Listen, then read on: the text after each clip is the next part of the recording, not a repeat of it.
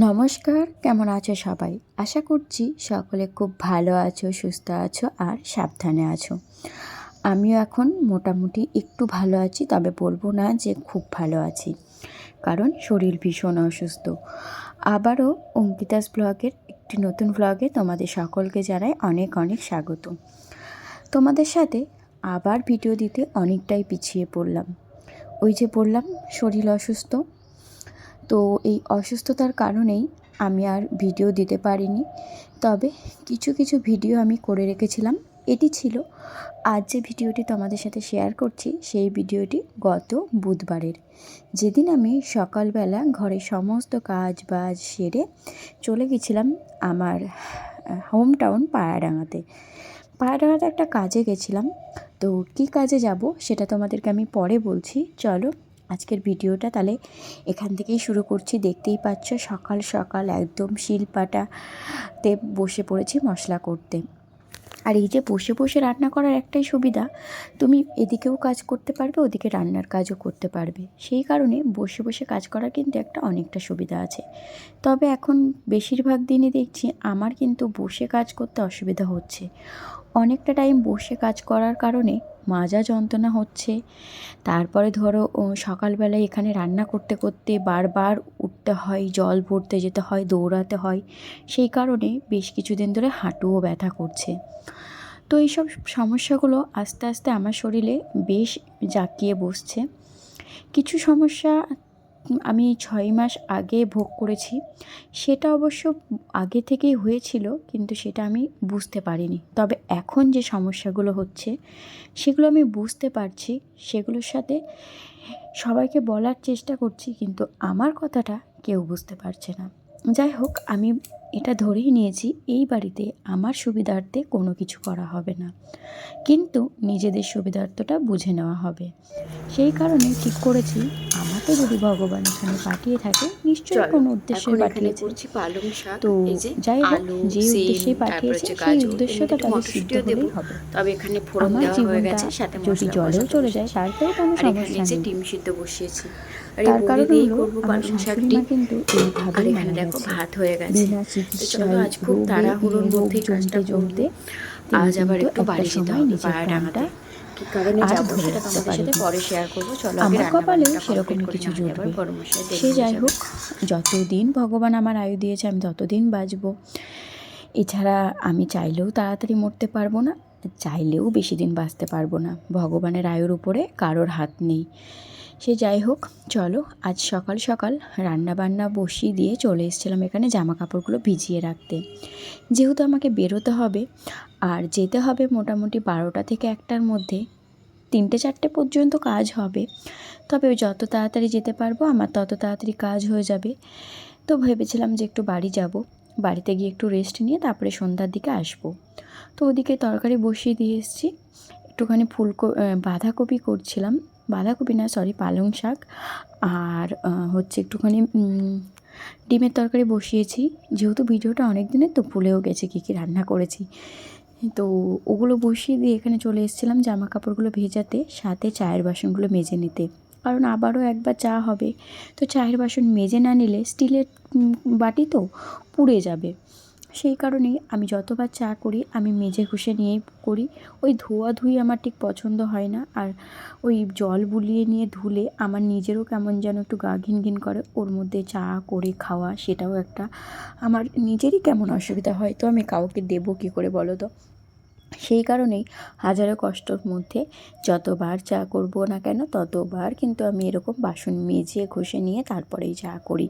তো চলো, এখানে মোটামুটি বাসনগুলো মাজা হয়ে গেছে। আর আমি বাসন মাজলে এইভাবে একটু জল বুলিয়ে নিই ন্যাকড়া দিয়ে, তার কারণ হলো নাহলে সাদা সাদা হয়ে যায়, তো ওটা বেশ সুন্দর উঠে যায়। একটু সময় সাপেক্ষর ব্যাপার ঠিকই, কিন্তু বাসনগুলো কিন্তু বেশ পরিষ্কার থাকে, আর সাদা সাদা যে সাবানের দাগটা সেটা থাকে না। এই যে এখানে বসিয়েছি ডিমের তরকারি। আর এই যে ইনকমপ্লিট তরকারি এখনও কমপ্লিট হয়নি, তার আগেই চা করতে বসিয়েছিলাম, সেই কারণে কমপ্লিট হয়নি। আর এখানে দেখো আমার শিলে মশলাটাও করা হয়ে গেছে, আর ওখানে ডিম আলু দুটোই ভাজা আছে। চলো, রান্নাবান্না শেষ, বাসন মাজা হয়ে গেছে, এখন ঠাকুরের বাসনগুলো মাজবো। তার আগে যে ঠাকুরের বাসনগুলো মাজা হয়ে গেছে, এখন বাসন মেজে তারপরে মন্দিরটা ধুতে আসি। এখন মন্দিরটা ধুয়ে নিয়ে ল্যাপা পোছা করে স্নান টান করে রেডি হব, তার মধ্যে পুজোও দিতে হবে। তো চলো একেবারে রেডি হয়ে দেখা হবে। এই যে শাড়ি পরে রেডি হয়ে গেছি। আগে যখন শাড়ি পরার মানে চুড়িদার পরার পারমিশন ছিল না, তখন শুধু মনে হতো চুড়িদার পরি। আর এখন যেহেতু চুড়িদার পরার পারমিশনটা পাইনি, নিজে থেকে জোর করে আদায় করে নিয়েছি, তো এখন শুধু মনে হয় যেন একটু শাড়িগুলো পরি, নাহলে আমার শাড়িগুলোর কী হবে, প্রচুর শাড়ি আছে ঘরে। তো যাই হোক, রেডি হয়ে বেরিয়ে চলে এসেছি স্টেশনে। আর এই যে আমার স্টেশন, মানে আমার গন্তব্য, আমাদের এটা হলো আমাদের চাকদা স্টেশন। আর আমার গন্তব্যস্থলে পৌঁছে দেওয়ার জন্য আমার ট্রেনও কিন্তু চলে এসছে। তো তোমরা কিন্তু কমেন্টে জানিও এটা ঠিক কী লোকাল। যাই হোক, চলো এবার বাড়ির দিকে যাওয়া যাক। ট্রেনে উঠেই দেখা হয়ে গেছিলো আমার পিস্তিত দিদির সাথে। তো এনার বাড়ি আমাদের পাড়াতেই। তো দুজন মিলে গল্প করতে করতে চলে আসলাম। আমি যে দরকারে যাচ্ছি, উনি সেই দরকারের কথাটা জানেই না। আমি যাচ্ছি পায়রাডাঙ্গাতে, দুয়ারে সরকার বসেছে। এখন তো সবাই জানো যে দুয়ারে সরকার বসে। তো ওখানে আমি মেনলি যাচ্ছি আমার যে কাগজপত্র ট্রান্সফার করতে হবে সেই কাজে। আর মাও আসবে, মা হচ্ছে আমাদের পুচকির জন্য রেশন কার্ডের জন্য অ্যাপ্লিকেশন করবে। তো ভাবলাম যাওয়ার আগে এই মহারানীর সাথে একটু দেখা করে যাই। তো ইনি তো ফোনেই ব্যস্ত ছিল। তো দেখো, মহারানী দিন দিন জেল্লা বেড়েই যাচ্ছে আর সুন্দরী হতেই যাচ্ছে। এটা হয়তো তারই রহস্য। যাই হোক, এত রহস্য আমারও জানার কোনো ইচ্ছা নেই। আমি, ভগবান আমাকে যেমন দিয়েছে আমি তেমনই ঠিক আছি। তো ওর সাথে অনেক গল্প করে তারপরে বসে পড়েছিলাম টোটোতে এখন বাড়ি যাওয়ার জন্য। আর দেখতেই পাচ্ছ আমার চোখ মুখের অবস্থা কেমন হয়ে গেছে। তো এখানে দেখো বাড়িতে চলে এসছে, এসে দেখি মা নিজের কাগজপত্র নিয়ে রেডি যাওয়ার জন্য। আমি বাড়িতে এসেছিলাম জাস্ট একটু দরকার ছিল, সেই কারণেই। আর এখানে ম্যাডাম দেখো পিছনকে খুঁজছি, ভাবছে আমার সাথে মনে হয় পিছনে এসছে। এখন অনেকটাই ঢিলা হয়ে গেছে বললো জেঠু। এই যে কে এনেছে পায়েস, কে এনেছে পায়েস? আমার ভাম কই, ভাম ভাম কই? কত খাবে হিরোইন, হিরোইনের জন্য 2 পিস সন্দেশ। চলো, বাড়িতেই যতক্ষণ এসেছি ভাবলাম যে মা যে খাবারটা এনেছে সেটি একটু খাওয়া যাক। আর এখানে দেখো উকি মেরে মেরে শুধু ক্যামেরার দিকে নিজেকেই দেখছিল ফোনের মধ্যে। তো চলো এবার একটু খাওয়া দাওয়া করে বেরোবো। তো তার আগে তোমাদেরকে একটা জিনিস দেখাই। এই মিষ্টি দে, দে না, দাও। তুমি বলেছো আমাদের নিয়ে আসছে আঙুর ফড়া দিছে না, এটা হবে না আর বড় নিও না না না, মা পাপার কোনো কদর নেই। খাবারের কত আছে আমা আমা, ওগুলো আমাকে দাও, ওগুলো আমাকে দাও, ওগুলো আমাকে দাও আর পাপাকে দাও। তুমি যদি ওকে না দাও, ওর পাপা এনেছে, তুমি কি এনেছো? তো বাবাকে বলেছি এনে দিতে, তোমার এনে দিয়েছে। এর বাবার কাছে যাও, দে না বলো, দাও। বাবার কাছে যাও। সারা রাত জন্য 3 দিন ধরে ঘুমাচ্ছে না। ও শুধু ওকে হ্যাঁ, আমি নুনটা যখন রান্না করছিলাম বাবা এসেছিল তো কথা বলছিলাম, আমার খেয়াল নেই। নুন মানে অল্প দিয়েছি, দিল হয়তো অল্প। কদিন পরে বাবার সাথে দেখা হলো। আরে নুন দিয়েছি অল্প, তরকারি ভাসনে দিয়েছিলাম অল্প, বলছি তো ওর জন্য তরকারি পাকি। এই যে এসেছিলাম কিছু জিনিস জেরক্স করতে হতো। আমার সমস্ত কাগজপত্র জেরক্স করা আছে, মায়েদের কিছু জিনিস জেরক্স করতে হতো, সেই কারণে এই দাদার দোকানে আসা। এই দাদার দোকানটি আমাদের মেন রাস্তাতেই। তো ওখান থেকে আমরা সমস্ত কাজবাজ সেরে এখন যাচ্ছি আমাদের পঞ্চায়েতের পিছনে একটা স্কুল আছে, পার্বতী স্কুল, সেখানেই যাচ্ছি পার্বতীপুরে। দেখো এখানে দুয়ারে সরকার বসাতে প্রচুর লোকজন কিন্তু আজকে নিজেদের কাজকর্ম নিয়ে সব দুয়ারে সরকারে গেছিলো। তো এখানে সমস্ত রকমের নাম ঠিক করা, যদি নামের কোনো ভুল থাকে, যত রকমের অফিসিয়ালি কাজ হয় যেগুলো আমাদের বিডিওতে গিয়ে করতে হতো, সেগুলো এখন ঘরের কাছেই। এই কারণেই এর নাম দুয়ারে সরকার। তো যাই হোক, আমার কাজ তো মিটলো না। আমি এসেছিলাম মেনলি যে কাজে, সেই কাজটি এখান থেকে হয় না, সেটি নভেম্বর মাসে অনলাইন থেকে করতে হয়। তো মায়ের কাজ হয়ে গেছে, এখন আমরা হাঁটতে হাঁটতে যাচ্ছি একটা মাসির বাড়ি। আর এই যে এটি হলো আমাদের পঞ্চায়েত। এই যে সবুজ কালারের যে বিল্ডিংটা দেখা যাচ্ছে, এটি হলো আমাদের পঞ্চায়েত। আর আমাদের পায়রাডাঙ্গাটা কিন্তু পুরোটাই পঞ্চায়েত এলাকা। তো পঞ্চায়েতে থেকে কিন্তু অনেক শান্তি। আর এই ঠিক পঞ্চায়েতের অপোজিটের যে রাস্তাটা আছে এখান দিয়ে আমার একটা মাসির বাড়ি আছে। মাসির বাড়ি বলতে আমার মায়ের পিস্তিত দিদির বাড়ি। তো প্রায়শই আমরা আগে পঞ্চায়েতে আসলেই মাসির বাড়িতে যাতায়াত থাকতো, তবে বিয়ের পর সেইভাবে আর আসা হয়নি। তোমরা তো বিয়ের পর দেখতেই পাচ্ছ বিয়ের পরে আমি ঠিক কতটা কোথায় যেতে পারি। তো সেই কারণেই নিজেদের আত্মীয় স্বজন ভরে ভরে থাকা সত্ত্বেও কোথাও কিন্তু সেইভাবে যাওয়া হয় না। পঞ্চায়েত থেকে ঠিক 2 থেকে 3টে বাড়ির পরেই আমার এই মাসির বাড়ি। তো এই যে আমার মাসি দেখো কলপারে কাজ করছে, আর 2 বোন কিন্তু একই সমান, মোটু মোটু। যাই হোক, একই তো বংশের রক্ত, তাই না? এটা হলো আমার মায়ের পিস্তিত দিদি। যাই হোক, এখানে অনেক গল্প টল্প করলাম মাসিদের সাথে। তো এখন গল্প টল্প করে বেরিয়ে যাচ্ছি। মাসিদের বাড়ির ওই রাস্তাটা ধরেই আমরা এখন যাব আমাদের যে মেন রোড সেইখানে। আর এই বাড়িটা দেখো, আমি অনেক ছোট থেকে দেখছি এই বাড়িটা কিন্তু অনেক পুরনো, আর আমার এরকম পুরনো বাড়ি দেখতে বেশ ভালো লাগে। তবে যাই হোক, আমার এই যে গলির রাস্তাগুলো, এই রাস্তাগুলো আমার একদম পছন্দ হয় না, সেটা পঞ্চায়েত বলো আর পৌরসভা বলো। কারণ এই রাস্তাগুলোতে সবাই তো নিজের বাড়ি ঝকঝক করে রাখতে ব্যস্ত, কিন্তু রাস্তা তো কেউ এই টাইপের জায়গাগুলোতে পরিষ্কার করে না। জায়গাগুলোতে প্রচণ্ড নোংরা পড়ে থাকে। তো যার যার দেখো সীমানা ভাগ করা, যার যার মতো করে জায়গার পাঁচিল দিয়ে রেখেছে। তো সবাই সবার নিজের বাড়ির ভিতরটুকুই পরিষ্কার করে, কেউ আর আমাদের গ্রামের মতো উঠোন পরিষ্কার করার মতো করে পরিষ্কার করে না। তো তারপরেই চলে এসেছিলাম আমরা বাজারে, এসেছিলাম কিছু কেনাকাটা করতে। তো মা এখানে বললো একটু রসমালাই খা, এই যে রসমালাই নিয়ে নিয়েছি। তো মা এখান থেকে কিছু মিষ্টি নিল, সাথে আমিও মায়েদের জন্য মিষ্টি নিলাম। তারপরে মা এখানে এসেছিলো একটু ফল কিনতে, নিয়েছিল একটুখানি কালো আঙুর আমার আর পুচকির জন্য। এখানে নিচ্ছিল আমার জন্য কমলা লেবু, বাড়ির জন্য আর নিল না, কারণ বাড়ির জন্য দাদা নিয়ে গেছিলো। তো তারপরে এখানে একটা পেয়ারাও খাচ্ছিলাম, এই যে কাকুটা যে পেয়ারাটা কাটছিল। এই পেয়ারাটা খেলাম তার কারণ হলো মাসির বাড়ির থেকে মিষ্টি খেয়ে এসে এখানে এসে আবার একটা রসমালাই খেয়েছিলাম, তারপরে গা গোলাচ্ছিল। তো এখানে দেখো ওর জন্য 2টো সন্দেশ আনা হয়েছিল, সন্দেশ 2টো পেয়ে ও তো একদম কাকি শাশুড়ির পা জড়িয়ে ধরলো। যাই হোক, ওটা ওর স্বভাব। ওকে যদি কেউ একটু ভালোবেসে কিছু বলে, ও হচ্ছে তার পায়ে পড়তে একবারও দ্বিধাবোধ করে না। এটা ওর স্বভাব না, এটা ওর ভালো মানসিকতা।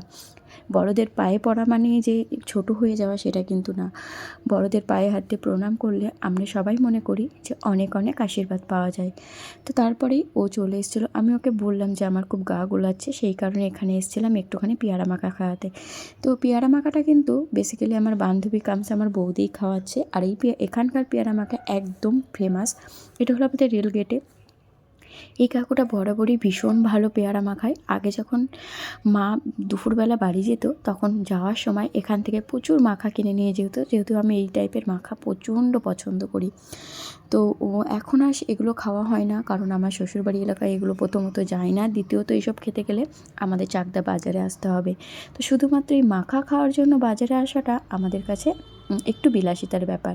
তো যাই হোক, এখানে আমি কিন্তু অনেক দিন পরে পেয়ারা মাখা খেয়ে বেশ তৃপ্তি পেলাম। আর তার মধ্যে যেহেতু আজকে একটু গা গোলাচ্ছিল মিষ্টি খেয়ে, তো একটু ঝাল ঝাল খেয়ে অনেকটাই ভালো লাগলো। আর মাকে এখানে বসিয়ে রেখে গেছিলাম ওর দোকান পাহারা দেওয়ার জন্য।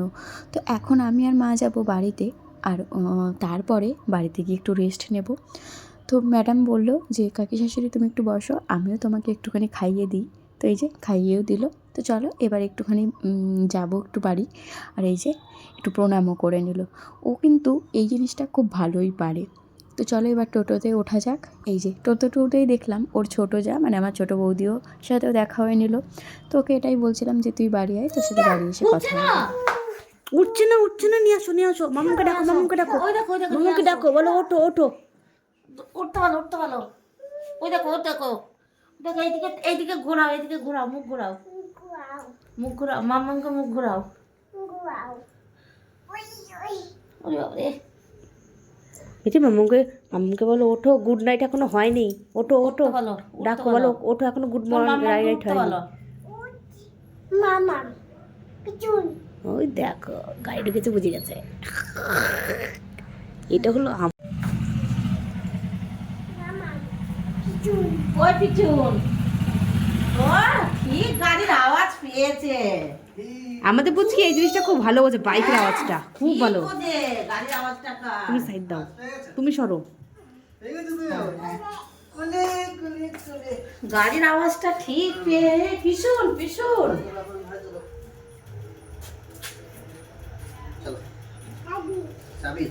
চাবি দিয়ে কি করতে হয়? খুলতে হয়, চাবি দিয়ে খুলতে হয়। মাম্মা মাম্মা ঘুমাচ্ছে, বলো ঘুমাচ্ছে মাম্মা। কোথায়?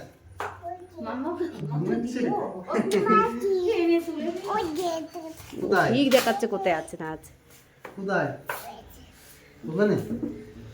ডাকো মামাকে, ডাকো ডাকো মামাকে। ওটা কার মাম্মা? মিঠির মাম্মা। পেটে পেটে লাগবে, পেটে লাগবে। আরে চলো মা, এটা আবার কি বুঝে গেছো?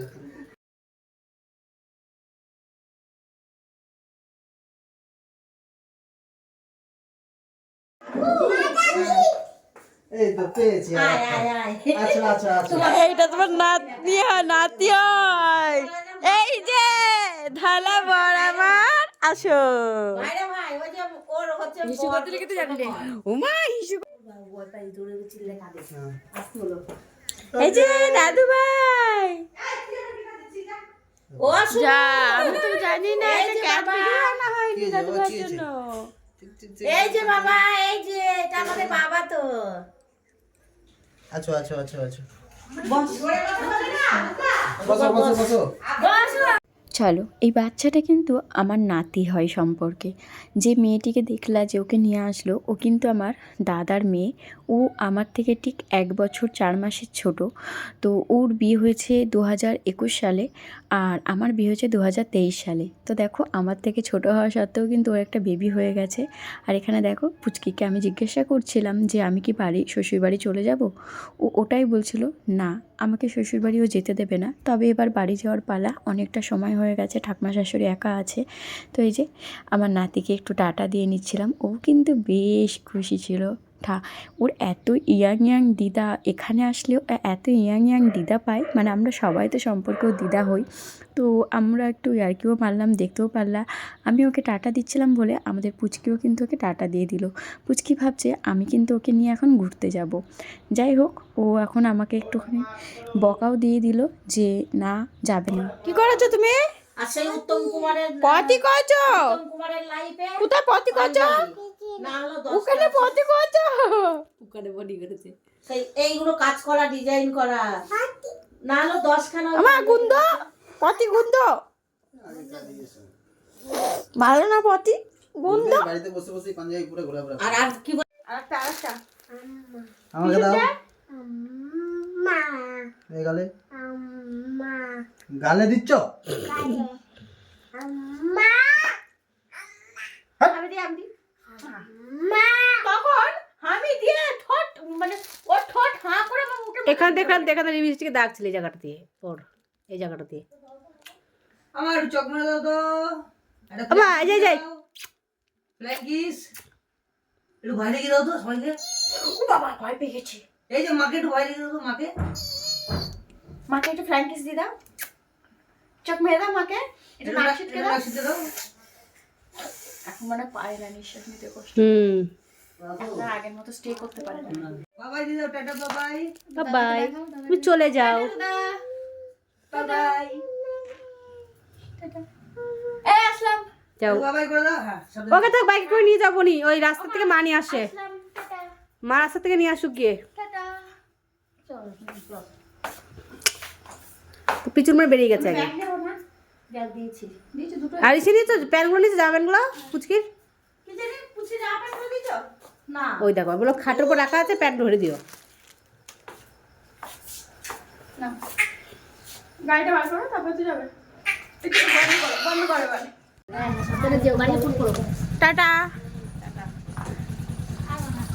By bye, bye bye, bye bye. Aslam, হ্যাঁ মাম্মাম, টাটা দি দাও।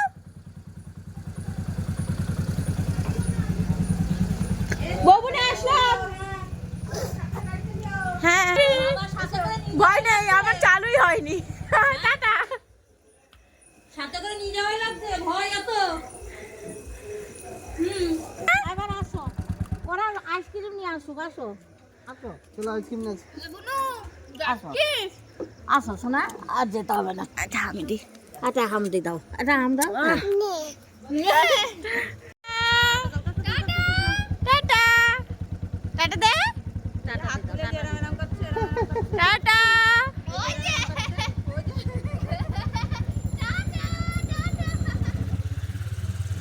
চলো, ঘড়ির কাঁটায় এখন 8টা, বেরিয়ে পড়েছি বাড়ি যাওয়ার উদ্দেশ্যে।